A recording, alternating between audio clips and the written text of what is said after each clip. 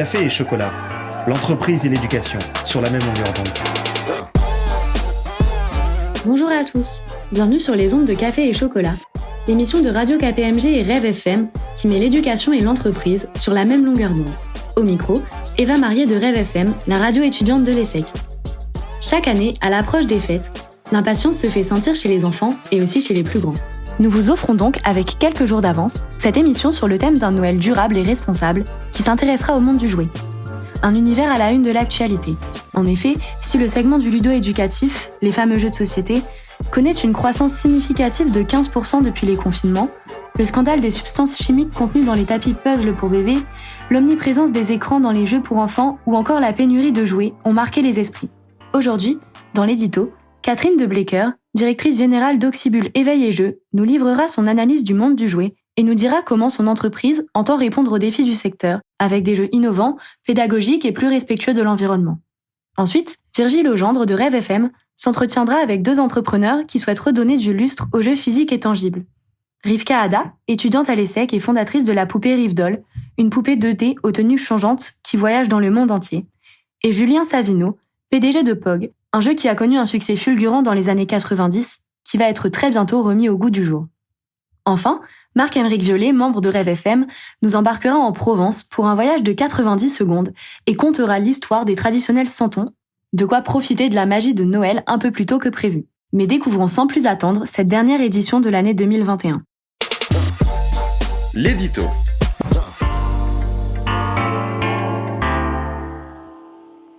Quand on regarde dans le dictionnaire la définition du mot jouer, on découvre se divertir en pratiquant un jeu, s'amuser avec un jouet. Permettez-moi de challenger cette définition. Car chez Auxibul Éveil et Jeux, nous clamons depuis 32 ans que jouer fait bien plus que divertir. Le jeu éveille et développe tous les talents que nous avons chacun en nous dès notre naissance. Il existe des dizaines d'études de neuroscientifiques qui prouvent que jouer fait bien plus que divertir. Cela développe la créativité, la logique. Cela renforce la confiance en soi, enseigne la réactivité, réduit l'angoisse, stimule la coopération et l'ouverture au monde. Bref, cela ne fait que du bien. Chez Auxibul, nous nous fondons aussi sur la théorie de Howard Gardner et les multiples intelligences. Nous ne sommes pas nés avec deux intelligences, en général acquises par notre éducation, les maths et les lettres, mais bien 8, donc 6 de plus. Il s'agit de l'intelligence visuelle ou spatiale, l'intelligence corporelle, auditive ou musicale, naturelle ou écologique, intrapersonnelle et interpersonnelle. Chacun d'entre nous possède donc une combinaison unique de talents qui évolue au fil de la vie. Cela libère le champ des possibles et donne des occasions infinies de développer de nouveaux talents tout le temps. Maintenant que je vous ai convaincu que le jeu est essentiel pour le développement de chacun, la question se pose: quel jouet allez-vous pouvoir offrir? Voici comment on accompagne nos clients. Posez-vous d'abord la question du talent que vous souhaitez développer ou éveiller. Observez ce qu'aime l'enfant. Fuyez les écrans pour les tout-petits. La dimension en 2D ne leur permet pas d'appréhender les objets en 3D, ce qui est essentiel pour leur développement. Choisissez des produits durables, transmissibles dans le temps. Le confinement a démontré aux parents que les jouets à la mode sont souvent des jouets jetables et éphémères. Évitez la surstimulation de l'enfant. Cela peut le faire douter de lui. Alors que s'il répète des dizaines de fois le même mouvement, cela construira sa confiance.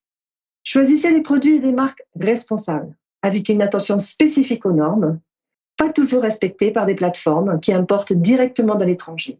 Et aussi une attention particulière au packaging, première source de pollution dans le marché du jouet. Faites aussi confiance aux experts et aux autres parents, car chaque adulte se pose la même question: comment favoriser au maximum l'épanouissement de l'enfant? C'est pourquoi chez Auxibul, on travaille avec 3000 parents pilotes et experts qui nous donnent en amont leur expérience d'utilisateur, l'interaction dans le jeu et les bénéfices que cela peut apporter. Finalement, faites-vous plaisir. Ne vous forcez pas à jouer avec des jeux que vous n'aimez pas. Vous allez transmettre ce déplaisir à l'enfant. Alors qu'en jouant avec votre enfant, vous allez pouvoir l'observer, pouvoir respecter son développement, découvrir ses talents et ne pas juger ses envies et besoins. Car justement, un jouet doit ouvrir un maximum l'imaginaire de chacun. Laissez donc libre cours aux idées des enfants et ne les enfermez pas dans des stéréotypes. Chacun a le droit de jouer avec ce qu'il a envie. La mixité du jouet est naturelle et un impératif pour l'enfant, Laissez-lui donc ouvrir tous les champs possibles. En résumé, faites-vous plaisir, jouez autant que possible. Choisissez des produits pédagogiques, accessibles, responsables et durables, qui n'enferment pas dans des stéréotypes et qui développent tous les talents à chaque instant de la vie. C'est vraiment la mission d'Oxybul depuis 32 ans. Faire le tri du trop et accompagner les adultes dans le développement tout en jouant. L'interview.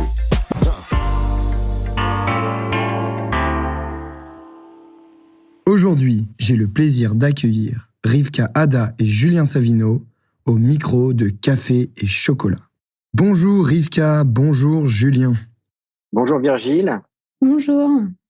Rivka, vous êtes étudiante à l'ESSEC et auto-entrepreneuse. Vous avez en effet créé la poupée Rivdoll, une poupée 2D aux tenues changeantes qui se renouvelle tous les mois, qui voyage à travers les décors de Paris, notamment grâce à un classeur aux multiples pages illustrées. Vous entendez aller à l'encontre de la numérisation des jeux et redonner leur lettre de noblesse aux jouets physiques. Vous souhaitez également développer le goût des enfants pour les voyages et la découverte avec le classeur agrémenté de petites anecdotes et d'adresses incontournables de Paris, Venise ou encore New York.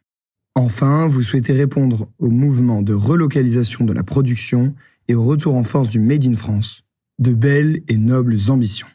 Julien Savino, après avoir fait vos armes dans de grands groupes comme LVMH, L'Oréal et Amazon, vous reprenez une agence de communication corporate vendue 10 ans plus tard à Havas. Après ce succès, vous décidez de racheter POG Unlimited, la société californienne possédant l'ensemble des marques et copyrights liés à POG, le jeu que tu collectionnes. Ce jeu a connu un succès mondial fulgurant, notamment aux États-Unis et en France, dans les années 90, où la distribution a été assurée par votre père, Alain Savino, détenteur de la licence POG en France avec ses 2 associés. Des centaines de millions de POG sont vendus dans le monde entier pendant quelques années. Puis, il disparaît aussi vite qu'il est apparu. Rivka, qu'est-ce qui vous a inspiré pour créer la poupée Rivdoll ? Petite, j'étais assez frustrée par l'offre de jeux de mode pour enfants. Donc d'un côté, certains étaient très esthétiques, comme les cahiers d'autocollants ou autres styles de collage ou encore les carnets de dessin. Mais une fois qu'ils étaient terminés, ils étaient rangés dans une bibliothèque pour toujours. Alors que d'autres jeux étaient très pratiques, au sens où ils étaient réutilisables, mais souvent pas très fashion, entre guillemets, assez grossièrement faits, dans un style très enfantin. À mes yeux, Rivdoll est à la fois esthétique et pratique. Esthétique car les vêtements que je dessine sont à l'image de la mode actuelle et l'armoire est approvisionnée en continu, et pratique car les vêtements et accessoires sont en magnet et s'aimantent sur la poupée. Le jeu n'a donc pas de durée de vie finie. Julien Savino, de votre côté, pourquoi avez-vous eu envie de racheter et relancer la marque POG ? POG est un jeu qui a été inventé par les enfants de Hawaï dans les années 30. Comme tous les enfants américains, les enfants de Hawaï avaient tous les matins la bouteille de lait qui les attendait sur le pas de leur porte. À cette époque, les bouteilles sont en verre et elles sont scellées par des capsules en métal.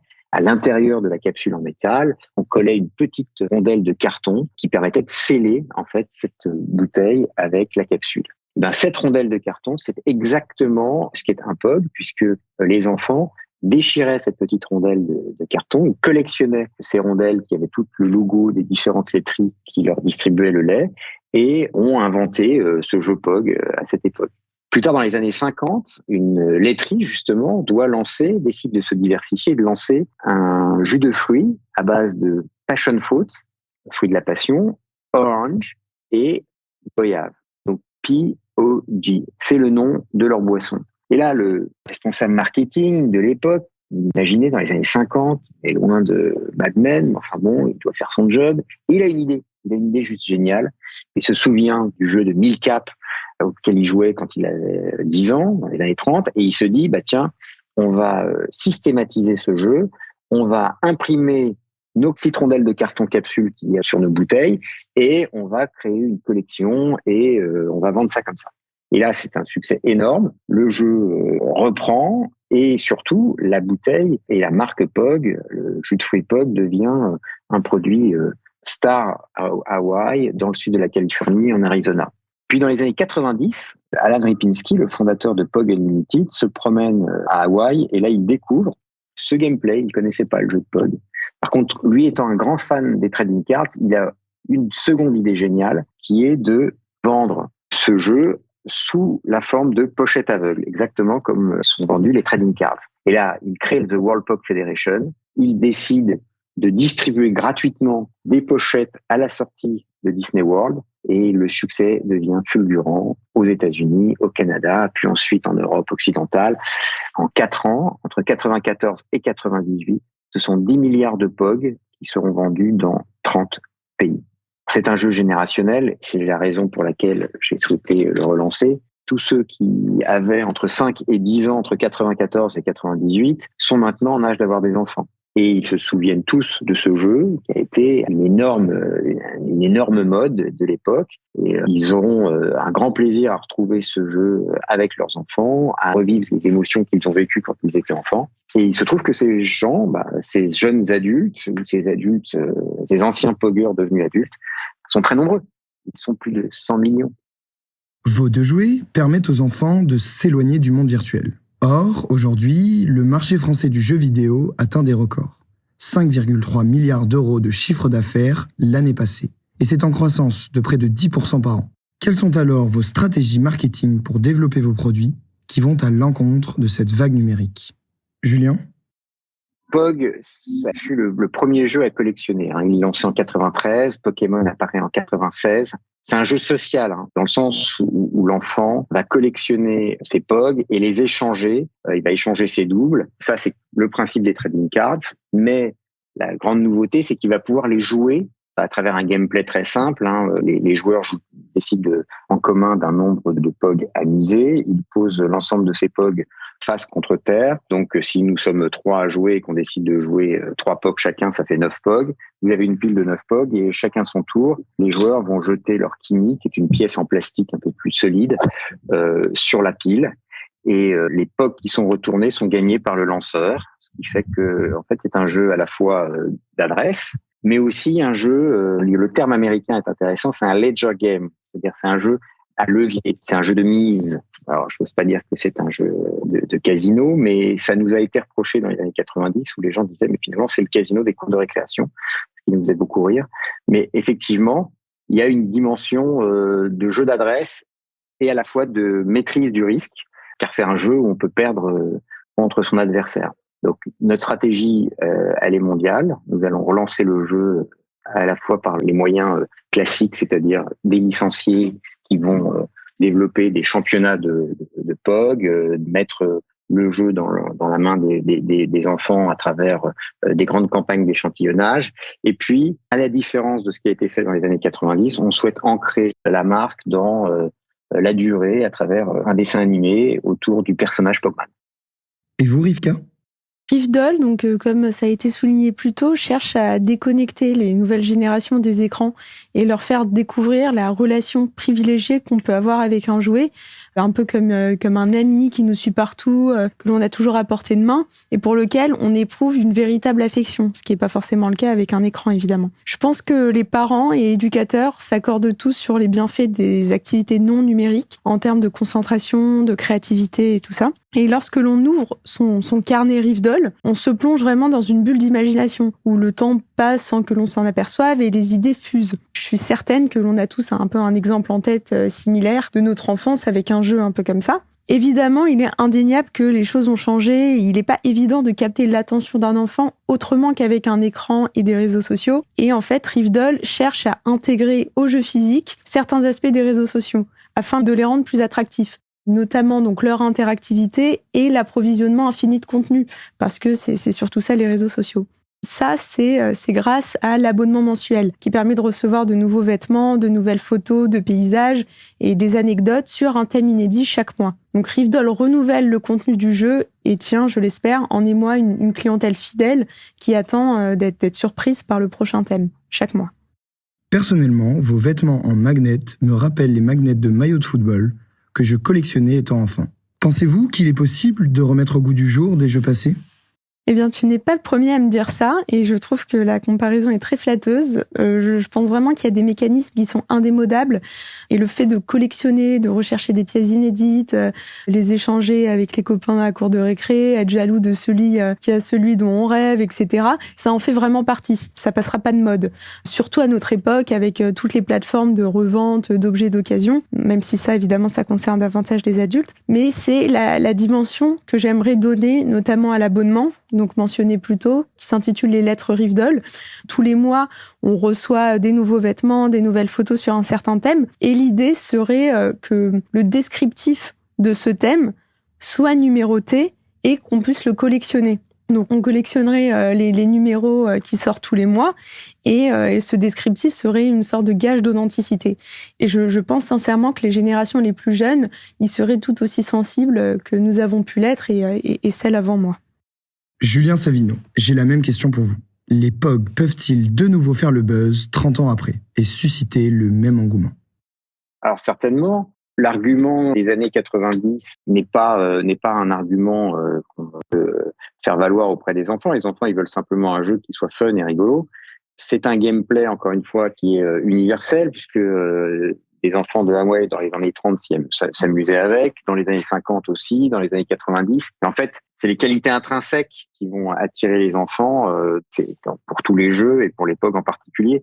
Donc pour les POG, qu'est-ce qui fait le succès du gameplay ? C'est la dynamique de collection à laquelle s'ajoute le jeu. POG, ça a toujours été le jeu que tu collectionnes et c'est ça qui est fun.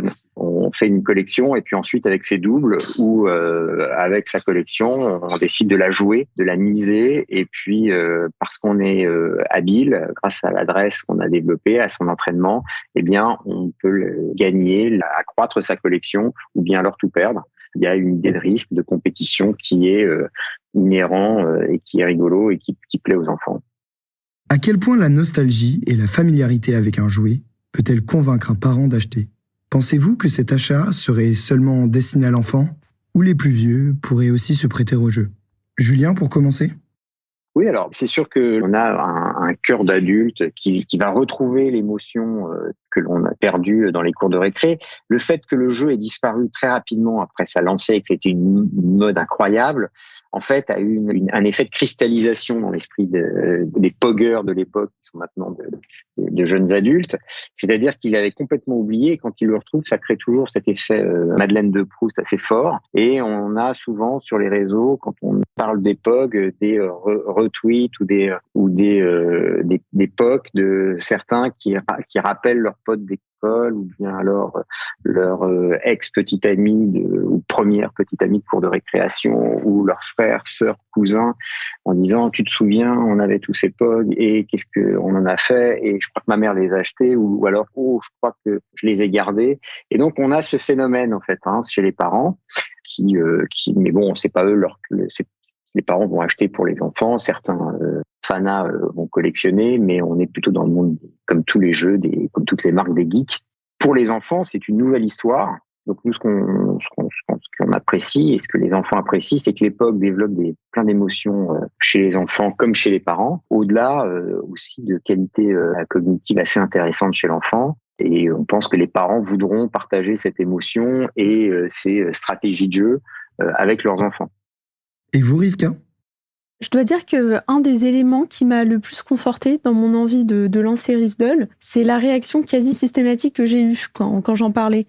On me disait toujours ça me rappelle ce que j'avais quand j'étais petite, enfin surtout les femmes, mais de n'importe quel âge, aussi bien des amis à moi d'une vingtaine d'années, comme leur maman ou leur grand-mère, enfin pour reprendre un exemple personnel, ma propre grand-mère. En fait, quelque chose de l'imaginaire est immédiatement évoqué. Alors que bien évidemment, chacune de ces femmes pense à un jeu totalement différent. Pour ma grand-mère, c'était une minuscule poupée de papier qu'elle avait faite elle-même, avec une petite robe de nuit qui tenait grâce à un système d'embout en papier qui se replie sur les épaules. Donc vraiment le jeu que l'on fait soi-même, donc peu réutilisable et peu durable. Et pour celles de 20 ans, elles font plutôt référence à des jeux beaucoup plus élaborés et commerciaux. Pourtant, toutes ces femmes sont réceptives à Rive Doll. Et ce qui me touche le plus, c'est en fait quand je montre Rive Doll aux gens et que je les vois se prendre au jeu. Là, c'est pas forcément les femmes, c'est absolument tout le monde, des hommes sexagénaires, des adolescents de 15 ans, il y a vraiment en fait, c'est irrésistible et dès que l'on ouvre l'armoire de Rive Doll, on a envie de prendre les vêtements, de composer sa petite tenue, de la mettre sur la poupée et surtout de présenter le résultat à l'assemblée à la fin et tout le monde doit s'émerveiller devant la création de Patrick qui a 57 ans. Donc moi ça me fait rire et j'adore parce que j'imagine les parents découvrant Rive Doll avec leurs enfants, les papas qui se prennent au jeu, les mamans qui l'achètent pratiquement pour elles aussi. Ça, c'est vraiment le rêve pour moi. Certes, de nombreux points communs existent entre vos deux concepts, mais également de vraies différences. Julien Savino, vous êtes le propriétaire d'une entreprise américaine avec une ambition d'expansion à grande échelle. Rivka Hadda, vous avez monté votre entreprise 100% made in France. Pensez-vous que les petits producteurs de jouets ont encore leur place face aux grands de la distribution ? Julien, je vous en prie. Oui, évidemment. Ce qui est magnifique dans le marché du jouet, c'est que il est preneur constamment de nouvelles innovations, de nouvelles modes. Et c'est une constante du marché du jouet d'avoir des petits acteurs qui parviennent à prendre le marché par surprise et à se développer mondialement et en lançant des phénomènes de mode qui se créent dans les cours de récréation essentiellement, mais aussi dans les familles à travers des jeux comme ça qui sont donc l'histoire du jouet est constituée de ces gens qui créent un jour un jeu et ce jeu devient mondial. On ne sait pas exactement pourquoi, on sait pas exactement comment, il n'y a pas de recette magique, sinon elle serait appliquée systématiquement. Mais donc, oui, il y a constamment des nouveaux acteurs qui explosent le marché et je trouve que le jeu de Rivka a un très fort potentiel. J'adore cette idée. Merci beaucoup, Julien, je suis très touchée. Mais c'est vrai que moi, je suis pas contre l'expansion à grande échelle. J'ai rien contre Barbie. Au contraire, ça me plairait bien d'avoir une Rive Doll internationale. Mais oui, je démarre tout juste. Ça fait à peine 1 an et demi que je travaille dessus. Voilà, je viens de faire une production de 500 pièces. C'est quand même c'est petit, c'est raisonnable. Et je viens de conclure une campagne de crowdfunding sur Ulule pour faire découvrir le projet. Donc ça vient naître et le chemin est encore très très long à parcourir. Mais le monde actuel est beaucoup trop globalisé pour pas avoir d'ambition d'expansion à l'échelle internationale. Et surtout, je pense l'uniformisation de la culture qui m'assure plus ou moins que les jeunes adolescentes américaines et pourquoi pas coréennes pourraient tout autant aimer Rive Doll que les jeunes adolescentes françaises, avec bien sûr quelques variantes et adaptations. Mais c'est ça en fait qui me plaît, c'est cette diversité des cultures. D'ailleurs, l'année prochaine, j'adorerais me rendre à Séoul et faire le 2e volume de Rive Doll, donc qui porterait sur cette ville-là, parce que les déclinaisons sont infinies et j'ai vraiment hâte de connaître les réactions à l'export. Et après, plus précisément sur le sujet de l'espérance de vie des petits producteurs, j'y crois énormément et j'enfonce sans doute des portes ouvertes. Mais c'est vrai que c'est un des seuls éléments positifs qui ressort de la crise sanitaire. On n'a pas forcément envie de consommer des produits en grande quantité qui viennent de l'autre bout du monde. Simplement pour un argument de prix. Il y a vraiment une énorme prise de conscience générale et un respect énorme pour les petits producteurs qui se battent tous les jours pour survivre. On l'a vu avec les campagnes de soutien pour les restaurateurs, etc. Et quand je vois le nombre de petites enseignes, forcément à Paris, qui ferment, ça me brise le cœur, mais surtout je me dis qu'il y a vraiment un potentiel de la part des nouvelles générations et une envie de reprendre ces enseignes, de reprendre ces boutiques et ces petites productions et redonner vie à un business qui peut se développer à une échelle plus locale avec des circuits plus courts. Et Rivka, si ça peut vous inspirer, il y a une super série documentaire sur Netflix qui s'appelle The Toys That Made Us et qui raconte l'épopée de toutes ces... Vous les connaissez? Bon, alors c'est génial, donc c'est peut-être... Non, je connais pas du tout. Alors, ça s'appelle The Toys That Made Us, une série documentaire sur Netflix qui rappelle l'histoire des grandes franchises de jouets. Donc, comment est-ce que Barbie est née, comment est-ce que The Master of the Universe sont nés, comment est-ce que G.I. Joe est né. Enfin bon, c'est une série américaine passionnante et qui justement met l'accent sur ces petites sociétés qui d'un seul coup se retrouvent à scaler des franchises. Et puis, c'est les difficultés qu'ils peuvent avoir au travers des âges. On a l'épopée de Lego, par exemple, qui est fascinante. Donc, en fait, il ne faut pas hésiter à voir grand. Et c'est un marché qui accueille l'innovation de façon très, très forte depuis très longtemps. Vous parlez de l'export, mais il y a de nombreux marchés du jouet à peu près partout dans le monde. Vous avez la foire de Nuremberg qui va avoir lieu très bientôt. Il y a la Toy Fair de New York qui est très importante. Vous en avez aussi en Asie du Sud-Est. Et les éditeurs de jeux sont très bien intégrés dans un écosystème avec des grands distributeurs qui vont prendre des jeux en licence et les revendre. Vous parliez du Covid, ça a été un bon moment pour les jeux. Les gens ont acheté des jeux, ils ont joué à la maison Il y a eu des grandes difficultés pour certains acteurs parce que les magasins ont été fermés, et d'autres ont bien tiré leur épingle du jeu, notamment grâce au commerce en ligne et aux besoins de jouer, en fait. Oui, bien sûr. Mais en tout cas, je regarderai tout ça. C'est vrai que évidemment, toute l'industrie du jouet et tout ça, je connais pas forcément. C'est pas, moi, mon projet est pas né de la volonté de faire un jeu pour enfants. Ça a pris ce chemin-là après, et j'en suis absolument ravie. Mais j'ai beaucoup de choses à découvrir, et c'est assez passionnant.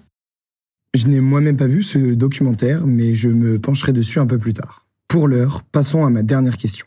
Une grande ou petite entreprise peut-elle prétendre respecter toutes les normes environnementales et éthiques que les consommateurs exigent de plus en plus, à savoir des jouets recyclables, de la production locale, un respect de l'environnement et une protection sociale satisfaisante? Julien, je vous écoute. Pour les POG, la nature du POG fait qu'on a toujours été très local, même dans les années 90, puisque nos POG sont en carton.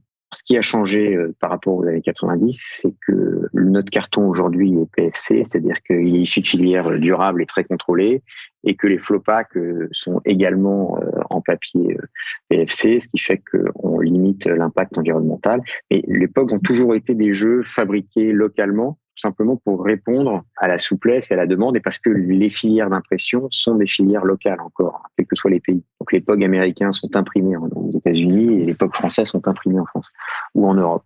Voilà. Donc notre modèle économique ne change pas fondamentalement, et on n'a pas de difficulté à s'adapter aux nouvelles exigences que tout un chacun doit avoir en matière d'environnement, de bilan carbone, etc.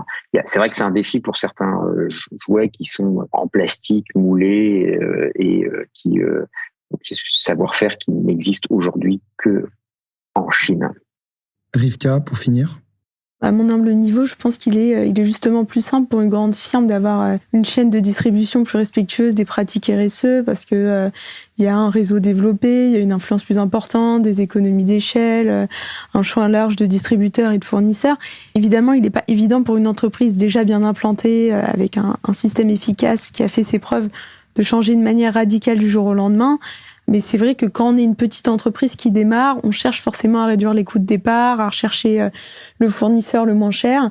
Moi, de mon côté, si je propose Rivdol au prix de 59 €, c'est pratiquement au sacrifice d'une marge, parce que mes coûts sont très élevés. J'ai privilégié la qualité du produit avant tout, le contact humain que j'ai eu avec le fournisseur, qui m'a aidé à avancer dans l'aventure, et d'ailleurs qui l'a vraiment rendu possible, parce que ça a été très très compliqué de rencontrer des fournisseurs, et une fois qu'on rencontre ceux qui sont capables de le faire, et le choix de la qualité, je pense, prime et doit primer. Donc voilà, c'était très important pour moi, et j'espère que la qualité est révélée vraiment quand on joue avec le jeu. Un grand merci à vous, Rivka Hadda, créatrice de Rivdol, et à vous, Julien Savino, à la tête de POG, d'avoir participé à cette émission Café et Chocolat. Notre coup de cœur culturel.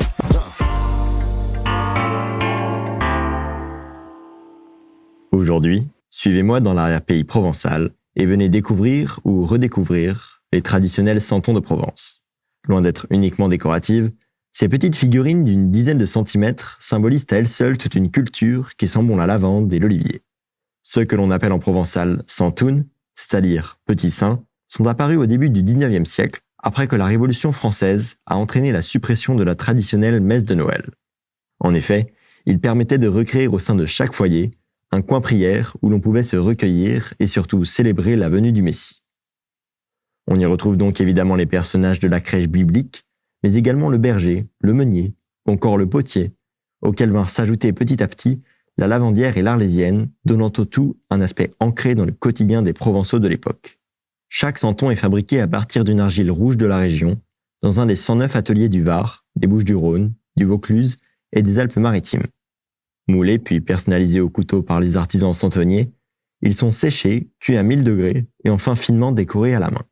Visiter ces fabriques vaut le détour et permet de découvrir ce savoir-faire made in France vieux de plus de 2 siècles. Avant la fin de la visite, arrêtez-vous à la boutique et succombez au charme de ces petits personnages qui vous replongeront dans la Provence d'antan.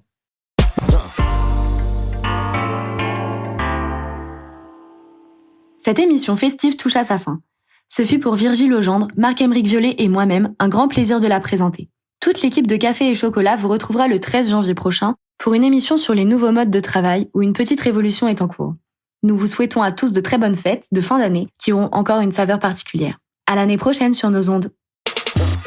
Café et Chocolat, une émission de Radio KPMG et de Rêve FM.